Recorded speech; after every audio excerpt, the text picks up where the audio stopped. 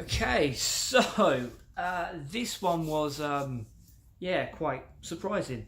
I was going through Facebook and I found Channel Islands Alternative Media stating that Theresa May resign. Excuse me. Theresa May has resigned after coming under intense pressure after all sides of her party. Announcement due at 10 a.m. this morning outside number 10. Now, I've had a quick look. I couldn't actually find any breaking news or things like that, and it's now 11 o'clock. So, could be late. She's been late before, but I do want to talk. I do want to talk on this because Theresa May, for about a year, I think it's been now, has been promising or maybe threatening to some people that she will stand down. Now, what exactly would happen if she does stand down? Would we get a say in who takes number 10? No, we wouldn't. So there is a video I wanted to do explaining that a few of the MPs around Theresa May are trying to stop her from calling a general election, because the last general election, the Conservatives lost a lot of power. Now they're being propped up by the DUP. That kind of seems a bit moot if Theresa May steps down today. So I am going to hold off on that video until tonight or possibly tomorrow morning, because if Theresa May is not taking office and say someone like Jacob Rees-Mogg takes over, Rees-Mogg is a disgusting human being, but he's not dumb.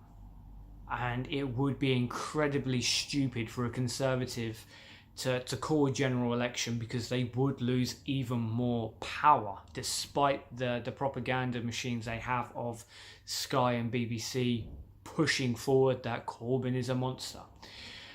But what would this resignation actually mean? What would Theresa May leaving number 10 actually mean? Not a huge amount in terms of where we stand with the EU, because who's going to take that position? Now, as I said, we're not going to get a vote on that. Think back to when Theresa May first took number 10, when David Cameron stepped down. We didn't get a choice in that. We didn't get a say in that. That was purely the Conservative Party. So if May steps down without calling a general election, well, that means that the same thing would happen again, and the Conservative Party would elect their new leader, and no one else would get a say in that unless you're part of the Conservative Party. Bit undemocratic, but hey, the EU is apparently more undemocratic. Anyway, let's not bring that up. Point is, who would actually take over for Theresa May? I've been thinking about doing a video on Esther McVey for a little while now, because she keeps championing herself as a warrior of the people, and it's been speculated that she's doing this to run as Prime Minister. Well, that would be a horrible thing, because she's a truly revolting human being. So I may push up my timescale and get a video of that out pretty damn soon. But it could be someone like Jacob Rees-Mogg. Jacob Rees-Mogg, if he does become Prime Minister, would take us out of the EU with no deal.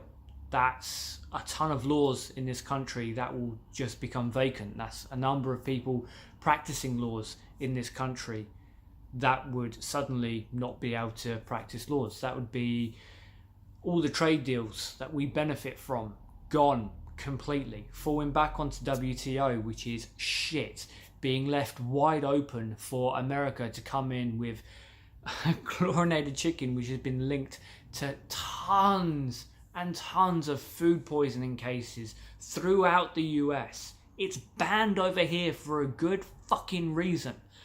But that's where he would lead us. He would lead us into a horrible, horrible situation, because leaving the EU means that people in Jacob Rees-Mogg's tax bracket would avoid taxation by the EU.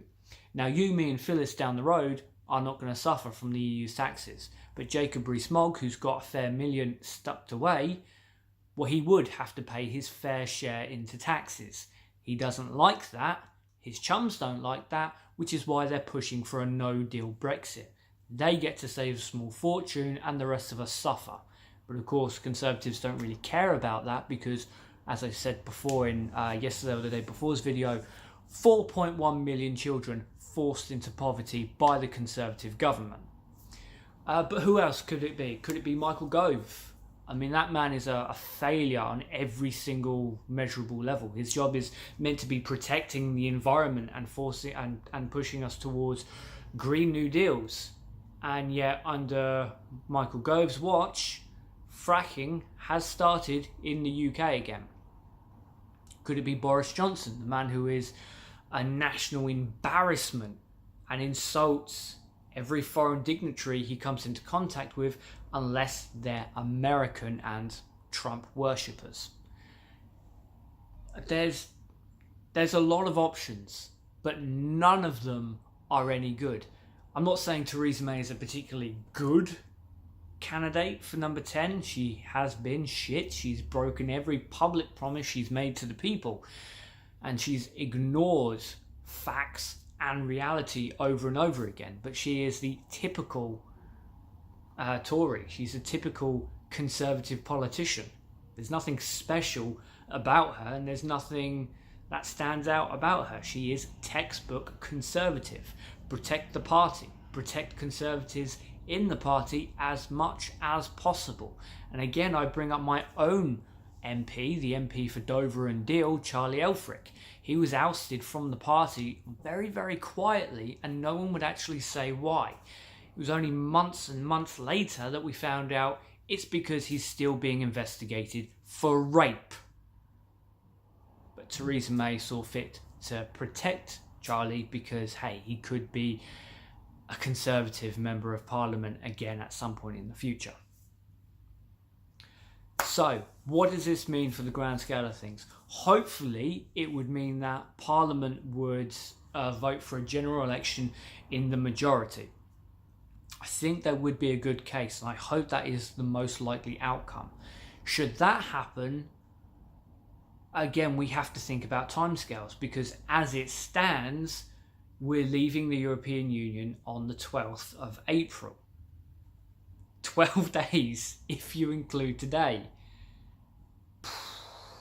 I mean, it's all up in the air. It really is like a bad sketch show. The only difference is the people who are laughing are people like America, because they will get to strip this country bare. People like Jacob Rees-Mogg are laughing because he's going to save himself a fortune by not paying his fair share of tax. People who are going to suffer, again, you, me, and Phyllis down the road.